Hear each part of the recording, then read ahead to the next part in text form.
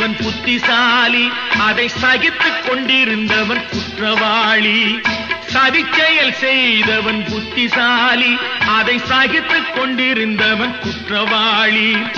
உண்மையை சொல்பவன் சதிகாரன், உண்மையை சொல்பவன் சதிகாரன். இது உலகத்தில் ஆண்டவன் அதிகாரம், இது உலகத்தில் ஆண்டவன் அதிகாரம்.